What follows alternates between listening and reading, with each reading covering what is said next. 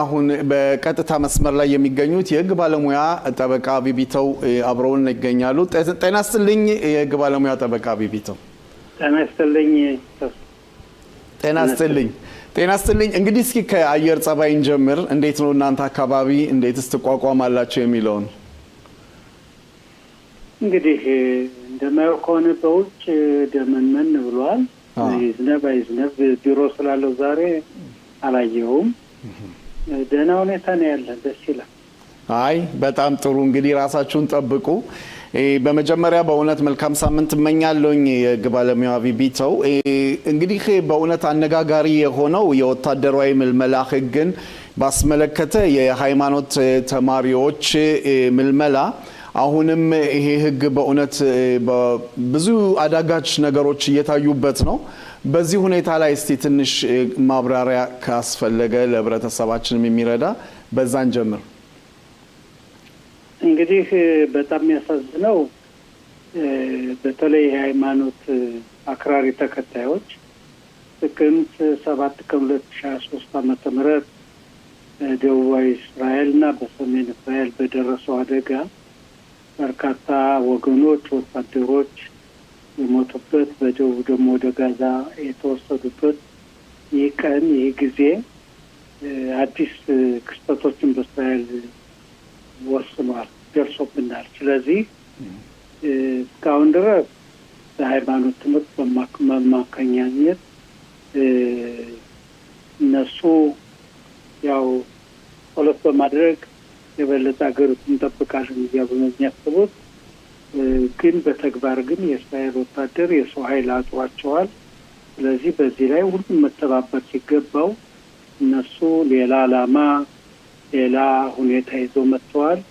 ይሄ በጣም አሁን ባለንበት ሁኔታ ለእስራኤል መንግስትም ከባድ ተጽዕኖ ሆኖታል። ምክንያቱም ሃይማኖት አክራሪዎች እንደሚሉት እኔ ወታደር የሄዱ ሃይማኖተኞች ወታደር የሄዱ የሚለው ነገር እስካልጠፋ ድረስ በአመታዊ ባጀቱን እጃችንን አንሰጥም የሚል ጉዳይ አለ። ስለዚህ ጠቅላይ ሚኒስትሩ ቤንያሚን ኔታንያሁ በጣም የተወጠሩ ይሆናል። ይሄ ጉዳይ እስከ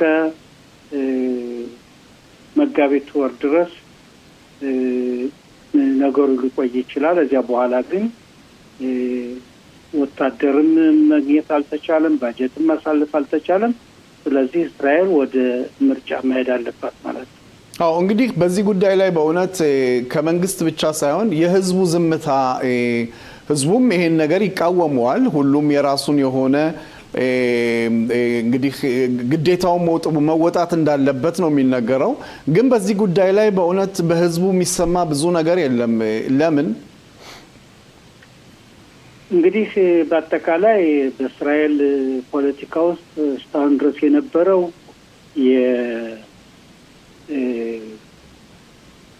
የግራ ክንፍ የቀኝ ክንፍ የሚባል ጣጣ ነበር። አሁን ግን ይሄ ቀርቶ ያለው መንግስት ይሄንን ህግ ካላሳለፈ ወይም ደግሞ የኢኮኖሚ ሁኔታውን ካላሳለፈ ይወድቃል የሚል ጥርጣሬ አለ። ስለዚህ ህዝቡ ያለውን መንግስት ሆነም ቀረም በመደገፍ ቀጥታ እንዲሁ ዝም ብሎ የሚገኝ ሁኔታ ነው ያለው። ይሄ በተለይ የፓርቲዎችን ሁኔታ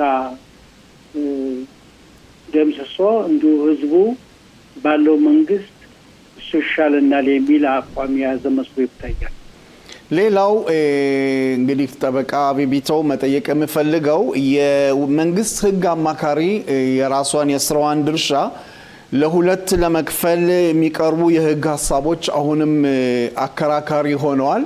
ለምን አስፈለገ? ለምንድነው የህግ አማካሪዋን ስራዋን ለሁለት ለመክፈል ወይም ደግሞ ገደብ ለመስጠት ያሰቡት ሀሳብ? በዚህ ላይ መንግስት ያሰበው ሀሳብ ይቅርታ፣ ይሄ ጉዳይ እኮ ወደ 3 ዓመት እየተጠጋ ነው።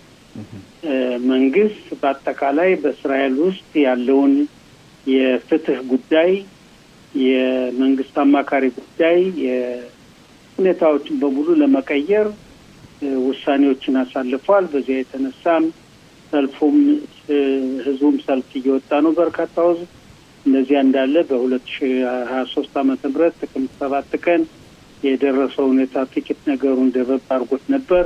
አሁን ደግሞ እንደገና ገርሽቶበታል። ስለዚህ መንግስት በአጠቃላይ በአገሪቱ ውስጥ በህግ ላይ የዋለውን ህግ ወደ ጎን ለመጣልና አገሪቱን ወደ ዲክታቶር አምባገነን አስተዳደር ለመምራት ግዴታ የመንግስት አማካሪም ሆነ አቃቤ ህግም ሆነ ከፍተኛው ፍርድ ቤትም ሆነ ያንን ለማንቀሳቀስና ለመለወጥ ጥረቶች እየተደረጉ ነው ያለ። ይሄ ደግሞ እስራኤልን በመሰለ ዲሞክራሲ ሀገር በነበረው ውስጥ ባለው ውስጥ ህዝቡ ያው ተከፍሏል። ግማሹ መንግስትን ደጋፊ ነው፣ ግማሹ ደግሞ ተቃዋሚ ነው። እንኳን ሌላ በእንትን እንኳን ወገኖች ተጠልፈው በነበሩበት ጊዜ እነሱን ለማስለቀቅ በሚደረገው ሰላማዊ ሰልፍ አንዱ መንግስትን ተጽዕኖ ለመፍጠር በመንግስት ላይ ሲሞክር፣ ሌላው ወገን ደግሞ መንግስትን ደግፎ የተነሳበት ሁኔታ አለ። ስለዚህ እስራኤል ያለችበት ሁኔታ ከድሮ ከምናውቀው የተለየ አቅጣጫ እየተያዘ ስለሆነ ህዝቡ ካለው ከወታደር ማግኘት ይልቅ ወይም ደግሞ የመንግስትን የህግ አማካሪ መቀየር አለመቀየር የሚለው የመንግስት ስራ እንደሆነ አድርጎ በማየት ጸጥታውን፣ ኢኮኖሚውን የበለጠ እንክብካቤ እንዲሆንለት የሚፈልግ መስሎ የሚታየው። እንግዲህ በእውነት የመንግስት ሀሳብ በዚህ ጉዳይ ላይ ጥቅሙና ጉዳቱ ምን ላይ ነው? የዚህ የህግ አማካሪ ስራውን ሙያውን ከዚህ በፊት እንግዲህ ብዙ አመት የተሰራበት ነው ለሁለት ለመክፈል ጥቅሙ ምን ላይ ነው? ጉዳቱ ምን ላይ ነው ለህዝቡ? አንደኛ የህዝቡን ጥቅምና ጉዳት እንኳን ተረኞች ወይም በስልጣን ላይ ያለው መንግስት የሚያው መስሎ አይታየም። ዋናው ነገር እነሱ በስልጣን ላይ እንዴት እንደሚቆዩ ወይም ደግሞ በምርጫው እንዴት ብለው የእነሱን ዓላማ በህዝቡ ዘንድ ይዘው መሄድ እንደሚፈልጉ የሚያሳዩት መፈራገጥ እንጂ የህዝቡን ጥቅም ጉዳት የሚባል ነገር መስሎ አይታየም። ምክንያቱም መንግስት አለ፣ ስራ ፈጻሚው መንግስት ነው፣ ህግ አርቃቂው ክነሴቱ ነው፣ ህግ ተርጓሚው ከፍተኛው ፍርድ ቤት ነው፣ ፍትህ ጉዳይ ነው።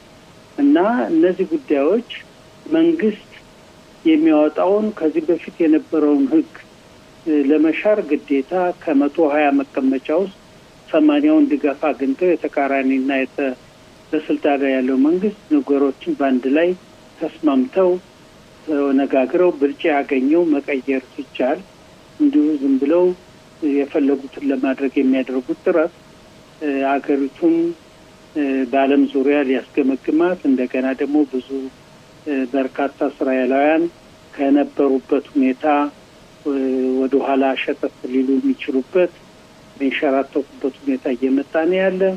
ይሄ ችግር እየፈጠረ ነው። እንግዲህ ሌላው እንግዲህ ባለፈው ሳምንት በከፍተኛው ፍርድ ቤት ስለ ሚኒስቴር ቤንግቪር ውይይት መሆን ሳይሆን ቀርቷል። እንግዲህ የፊታችን ሐሙስ ተገፍቷል።